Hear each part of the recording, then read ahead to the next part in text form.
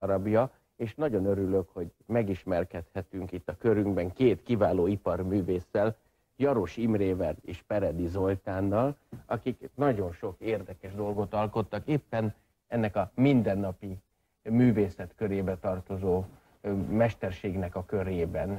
Áruljátok el végre, hogy ez az UFO mire való? Ez egy vízidodgem tulajdonképpen. Vízidodgem? Tehát ezzel tulajdonképpen mindazt meg lehet csinálni, amit egy szárazföldön használható egy dodgemmel.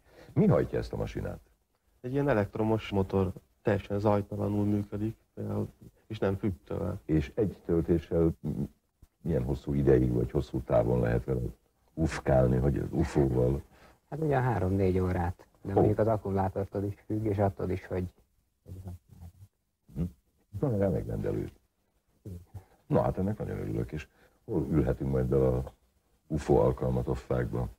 Általában kölcsönzők szokták rendelni. De hát egyéb járműveket is terveztetek, nem? Igen. Például milyen formatervezés? Például, ami engem meglepett, hogy bent a stúdióban van egy-két ilyen Forma 1-es automodell. Hát ezt miért terveztétek, fiúk? Hát ezt már megtervezte a Lotus, meg a, nem tudom én, a Ferrari, meg a kinek a formatervezője, a kocsi konstruktőre.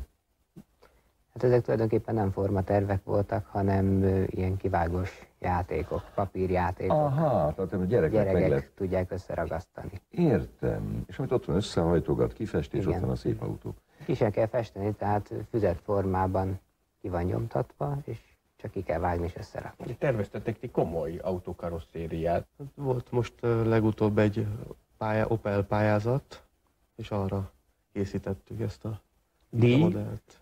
3. díjat nyertünk vele. Szerénykedjetek, nem kis dolog ez.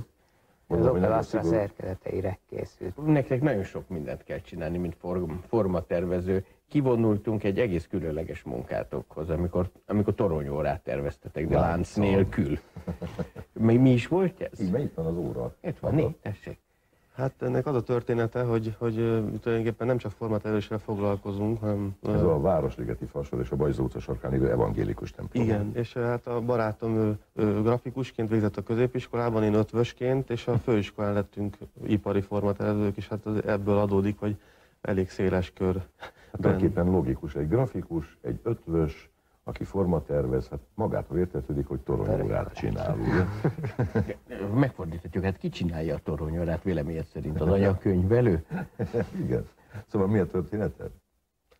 Hát régóta mi már készítettünk hasonló órát, de nem ilyen nagy munkát, tehát nem templom toronyórát, hanem csak ilyen egyszerű dekorációt épületre, és hát régóta szerettünk volna már ilyennel is foglalkozni, és most sikerült. A számlap ünnepélyes beemelése. A számlap egyébként műanyagból van, tehát mondjuk kapcsolódik az UFO-hoz. Én azt hiszem, hogy ha rajtatok múlna, akkor az egész életünket berendeznétek a formatervezett tárgyakkal, nem? És nem hagynátok, hogy ilyen borzasztó csúnya holmik között éldegéljünk, mint amilyenek között sajnos kell. Hát erre törekszünk. Hát akkor ugye a toronyóra, autó, gyerekjáték, UFO, tulajdonképpen akkor nem is formatervezők vagytok, hanem egész egyszerűen polihisztorok. Tőletek azt várjuk, hogy olyasmit csináljatok, ami tényleg új a nap alatt, nem? Így van. Köszönjük szépen, hogy eljöttetek közénk. Köszönjük mi is a lehetőséget.